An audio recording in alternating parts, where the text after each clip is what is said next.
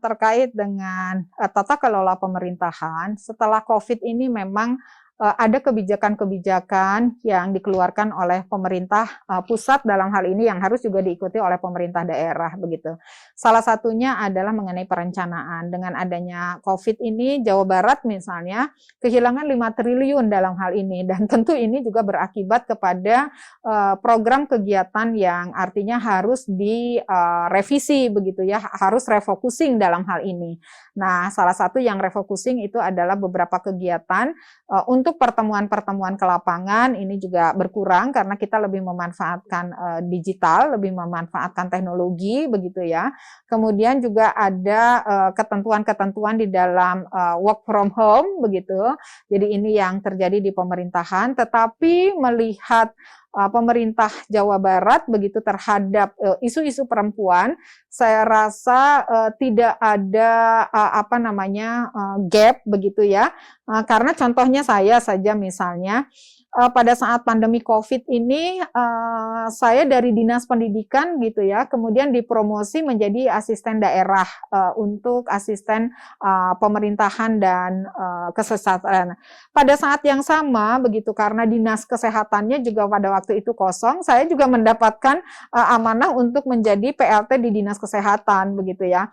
Yang salah satunya misalnya saya adalah bukan orang dari berlatar belakang medis begitu, tetapi karena mungkin di sana juga ada kesetaraan, kemudian juga ada trust juga sehingga saya juga menjadi PLT daripada Kepala Dinas Kesehatan begitu. Setelah itu ya saya selesai dari Kepala Dinas Kesehatan, saya juga diangkat menjadi Ketua Satgas untuk penanganan COVID-19 di Jawa Barat. Jadi artinya dari pihak pemerintah tidak ada gap dalam rangka isu-isu mengenai gender dalam hal ini atau isu-isu mengenai perempuan. Jadi pemerintah Jawa Barat tetap memprioritaskan bagaimana SDM atau sumber daya manusia yang mempunyai kemampuan, artinya baik perempuan atau maupun laki-laki itu tidak dibedakan lah, kira-kira seperti itu. Dan kemudian yang lain-lainnya adalah memang pemerintah masih melakukan pembinaan-pembinaan gitu ya.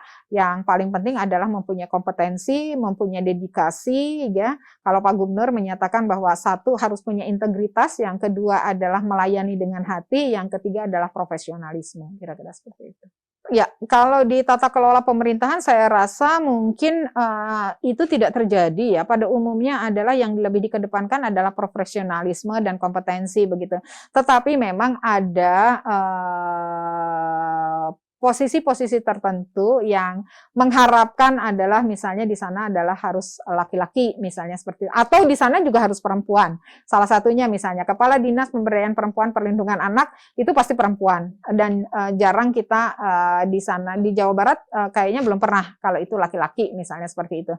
Sama juga misalnya untuk yang lainnya begitu ya.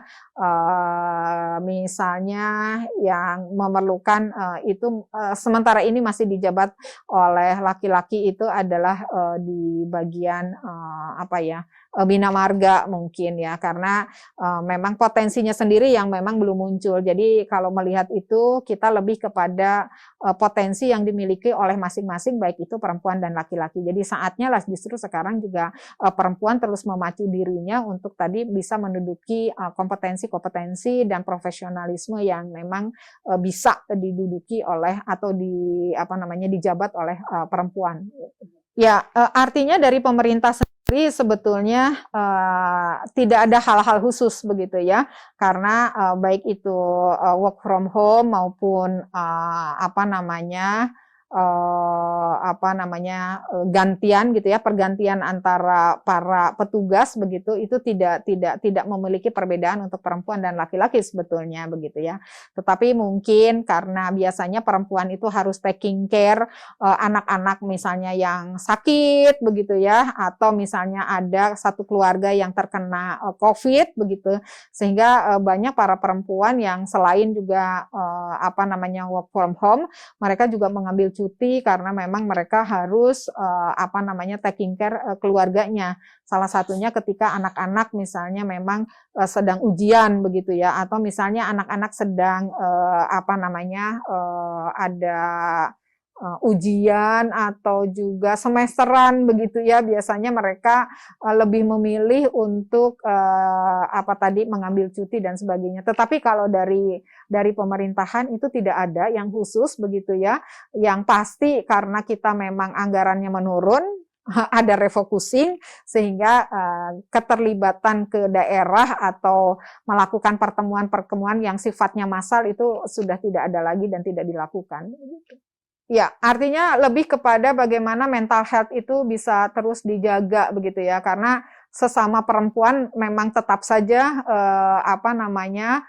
punya tingkat stres yang lebih tinggi begitu dengan adanya COVID ini. Jadi artinya datang dari internalnya gitu ya, atau datang dari internal keluarga, selain dari internal pribadi, atau datang dari internal keluarga begitu ya, sehingga itu yang lebih harus dilakukan pemulihan atau juga harus dilakukan layanan-layanan dalam rangka mental health-nya. Kira-kira itu sih.